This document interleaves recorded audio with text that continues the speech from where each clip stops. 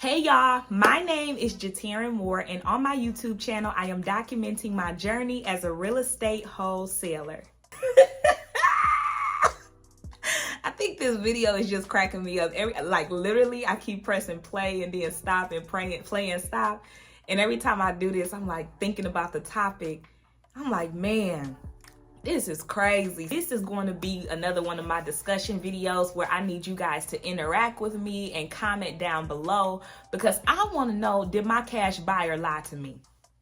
Help educate me, okay? Because I've tried to do some research. I really haven't come across anything that is answering my question directly. And what better way than to put my content out here, ask the question, and then receive feedback from my family members on here. Go ahead and tell me what you guys think. This is going back to my third wholesale deal. So if you have not watched this video, I would advise you go ahead and watch this video. Check it out so that you can kind of understand what happened during my third wholesale deal. It was actually one of the easier deals that I did. It was my tired landlord deal, and it has nothing to do with the process or anything that I explained in that video.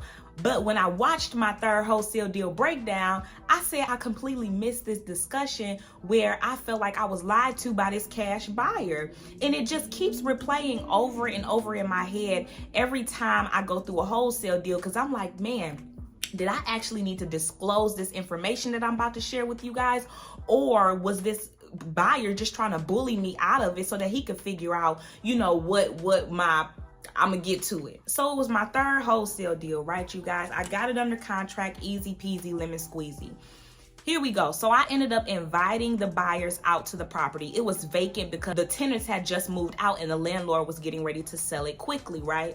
So I had my buyers come out to look at it. Two of my best buyers, they've been the only ones really buying up my deals every time I send them out. One of my buyers said he was not interested. The price point was just not where he needed it to be. So he left the appointment and I hadn't heard from him. Now my other buyer, he was very interested. The numbers worked for him and he loved that area. Well, when I put this deal under contract with the cash buyer, here's what happened. This was actually my biggest deal to date. So as I'm recording this video, this wholesale deal was the most that I've ever made with any of my other wholesale deals. So I've made $2,000 assignment fees. I've made a $9,000 assignment fee. And then my biggest one, I've made like a $21,000 assignment fee. And that was this third wholesale deal, right? So I knew when I put this mug under contract that I would be making a lot of money. Well, that was a lot to me. It's still a lot to me. It's so exciting because wholesaling will really change your life, but I'm not about to go off on a tangent. Anyways, I had the deal locked up at about $60,000. I do have the breakdown of price in my third wholesale deal description. So if you guys want to go see the specific numbers, go ahead and check that out. But I put it under contract for about $60,000, and I believe I sent it out for $88,000. So I was looking to make about $28,000, almost $30,000 on this deal, right? And so when I sent it out at $88,000, my buyer countered. And so of course they're going to counter and they're going to try to chop some money off. And he ended up countering back at $81,000, which means I would make a $21,000 assignment fee. So I automatically accepted, which I probably shouldn't have anyway. I feel like there was a lot of red flags back then now that I think about the deal. Yeah, so I automatically accepted. I didn't budge or anything. Because I knew I was making well over $10,000 or, you know, 5 figures, I said, I'm not going to assign this. I'm not going to assign this to an end buyer. I'm going to double close it. And I said, I'm going to double close this so that my cash buyer doesn't know how much I'm making. At least I thought. Keep that in mind. Keep following along with me. If you guys know, really quick, an assignment of contract, it allows the buyer to see what you will be making, right? Well, a double closing does not. A double closing does not allow the buyer to see what you will be making. This is where I need my family members on my YouTube channel to help me out. Help a sister out. Help y'all family out, okay? Because when I sent him the purchase agreement, because as you know, when you're double closing a property, you don't send out an assignment of contract to your end buyer. You send out a purchase agreement. And if you don't know, now you know. So on that purchase agreement, it just has one price. It has the price in which you will be wholesaling, the property to your end buyer for. For the AB portion, I had the property under contract with the seller for $60,000. Now, I had another purchase agreement in place with the cash buyer, and that purchase agreement said $81,000. See the difference? It's a $21,000 difference there, and that was my fee. So when I sent the purchase agreement to the cash buyer, he was surprised because he had, he typically deals with assignments. So he's able to see how much the wholesaler will make, when he receives the documentation from the wholesaler. But in my case, I didn't send him an assignment of contract, so he wasn't able to see it. He asked me, well, he called me on the phone and he's like, well, he asked me this, why are you double closing it? And I straight up told him, I said, listen, I'm looking to make quite a bit of change from this deal. And y'all, listen, feel free to give me your feedback. I don't care. Listen, I've been in this game. I've been wholesaling. I'm doing this stuff, but this is so funny to me. So I told him straight up, listen, I'm looking to make a little money off of this. I'm not looking to become a millionaire, but I'm definitely looking to make a profit off of this. And just so that profit is hidden, I'm choosing to double close it. And so he's like, well, he kind of stumbled over his words, but he said, okay, at the end of the day. So I'm thinking that was just that. You know what I mean? I'm thinking that was the end of that. He's fine with just going through with the purchase agreement, going through with the double closing, going through with the purchase agreement. It doesn't matter. And honestly, it doesn't matter what you decide. What you decide to do as a wholesaler. Oh, it's something in my eye. Hold on, y'all. How you decide to close your deals is up to you. It will not affect the seller or the end buyer. If you want to assign it, assign your deal. If you want to double close it, double close your deal. It ain't gonna hurt them, okay? So, like I said, I thought everything was good. I thought everything was smooth coasting still. And during the process, though, of us going through the title company, getting all of the paperwork done, here's where I need y'all assistance. Because my cash buyer told me, because he wasn't paying, cash directly, he went through a funding source, one of his funding companies that he uses to help fund his deal so that he can fix it up and then put it back on the market. He let me know that his funding company needed my, let me know if this is true. Ooh, let me know if this is true, because I'm going to be toe up if it's not true. Let me know. He let me know that his funding company needed the initial purchase agreement with as I'm saying this, it's just burning me up because I feel like I was robbed. I feel like I was robbed because I don't know if I needed to let him know, but he said his funding company needed the original purchase agreement between me and the seller. And in my head, I'm like, oh, how? Because it's a double closing, it's a completely separate transaction from what I was doing with him.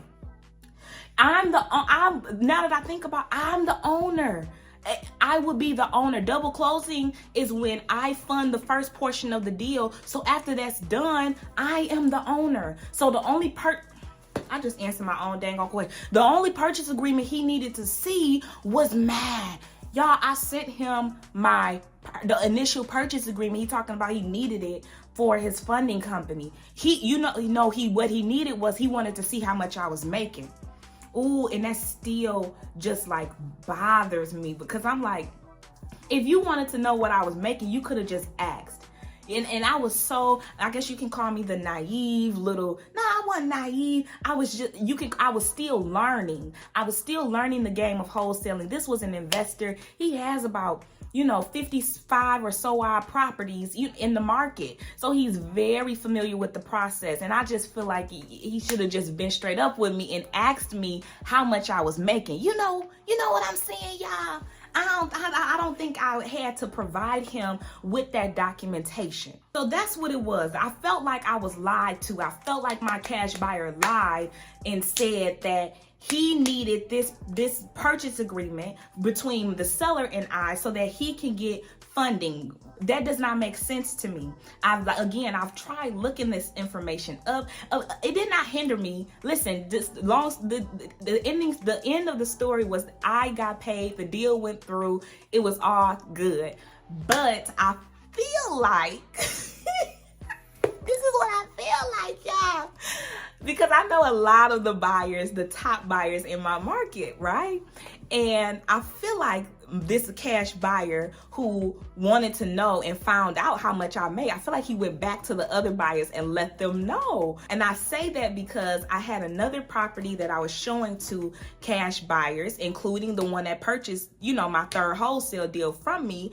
And another buyer asked, how much are you looking? He asked me straight up, which I appreciated. He asked me straight up, how much are you looking to make on this deal? I didn't disclose right away because I didn't know if he was serious or not. I let him know what I let all of them know.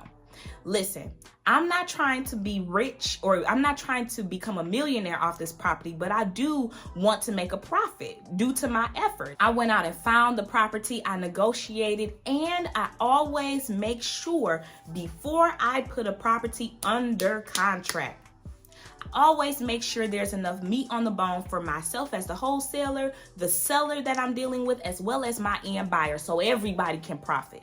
So what gets me, which I know everything in the real estate is negotiable, but they know they're getting a good deal. Why are you asking me how much I'm making? Why does it even matter? If it's a good deal, it's a good deal. Buy it and move on. And this is why my encouragement to you guys as other wholesalers is to build your buyers list, build a healthy buyer list so that you're not able to limit yourself to the buyers that's asking all these questions and that's not getting anywhere, okay? Because going back to that cash buyer that just asked me straight up, how much are you looking to make? I let them know those, that what I just said.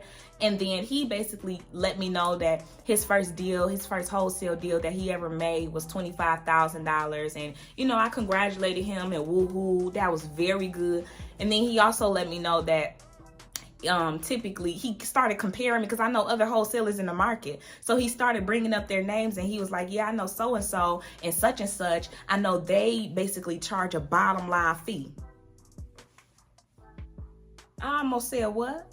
He said a bottom line fee of $5,000. The devil is a lie. Not on you going on back over there, because there ain't no bottom line fees over here. If there is a deal that I have worked my butt off for, say for instance, I done touched this deal or followed up with this deal all year long. Ain't no way you about to tell me there's a bottom line fee for each and every deal. Now that's not saying that to be greedy, but you as a wholesaler, you deserve to be paid for what you're putting into this. You're putting in work, so you deserve to get paid. That end buyer deserves to get paid for the work he's going to be put into it. He's going to put into it, and the seller deserves to be paid. So I know my buyer who bought my third wholesale deal went back and said something because the other buyer tried to put a bug in my ear, making it seem like I should just take a bottom line price, not Jatera Nicole Moore. I will not.